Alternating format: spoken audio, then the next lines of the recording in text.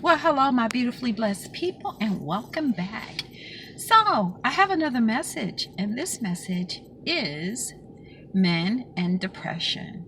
So, I'm going to talk a little bit about men and their depression, what you can actually do to help, and at closing of the message, follow up by some scriptures that will be encouraging to men. Okay? All right, so when a man is depressed, what happens?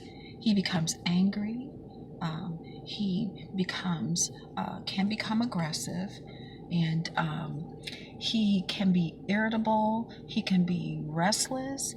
He can be on edge. And how does it come to that?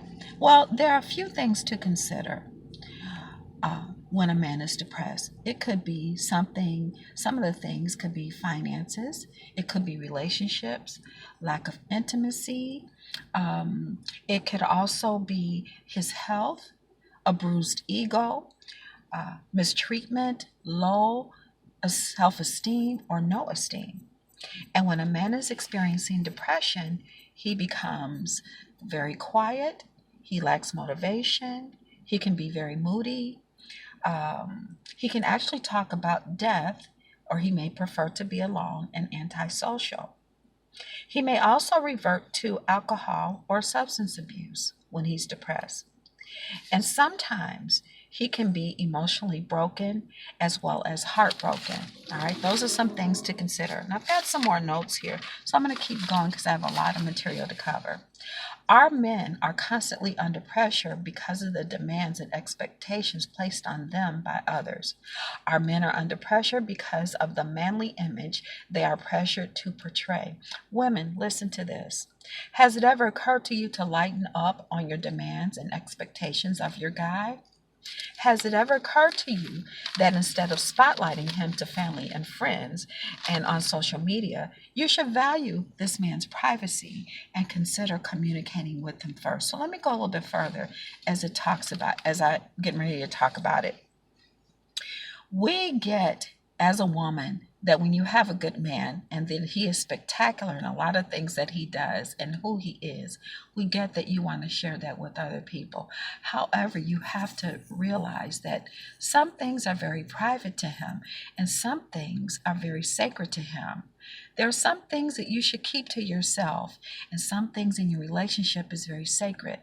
Sometimes when you're sharing things with other people about your guy, sometimes those people at some time or another may decide to challenge him, and that in itself can actually add pressure. Let me carry on. I've got some more information here. So, sometimes it's a good idea, instead of you putting him in the spotlight like that, even though you're not doing it on purpose, but you're proud of him.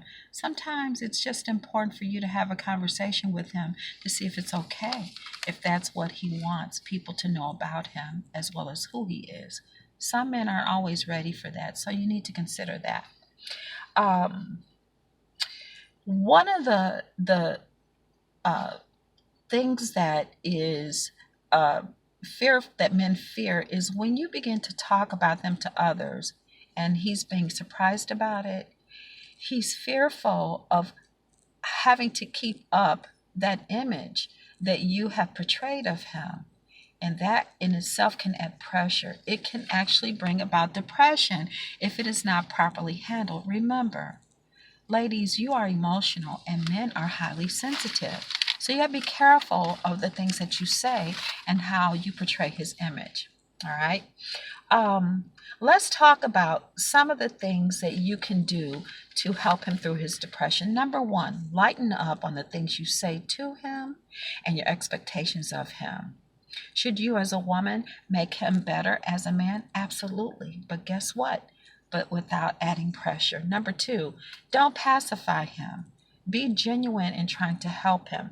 Start by asking him what you can do to help him And be sincere when you are asking that. Don't just have some preconceived notions of I do this and he's going to do that. No, that's not being sincere.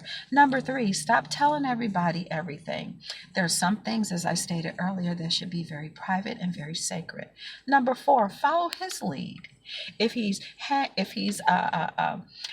having an off day, guess what? Stop it and just start another day. It's okay. Number five, give him some space and don't badger him because he wants his space. He's entitled to his space just as you are. Six, he can't do several things at one time. God didn't give him that like he gave to you, so you got to be reasonable. Number seven, recognize that he is not a failure because he hasn't finished something. Number seven, pray for him and encourage him to pray. And don't pressure him to go to your church or get involved in other things. Keep this man before the Lord because guess what? He's the leader and he needs you to be supportive of him. Stay prayerful and keep him before the Lord and pray for him, all right? Because remember, when it comes to the heart, God is the one who deals with a man's heart. That's not your job. That's God's job. All right, so some scriptures here.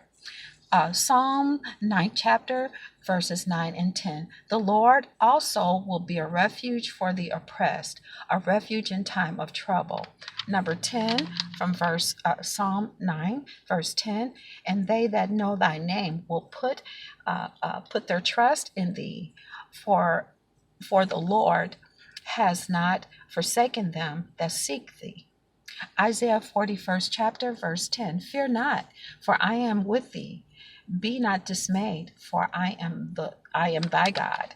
I will strengthen thee, yea, I will help thee. Yea, I will uphold thee with the right hand of my righteousness. And finally, Philippians, the 4th chapter, verse 13. I can do all things through Christ which strengtheneth me. Our wonderful people, I hope that this message will resonate with each and every one of you.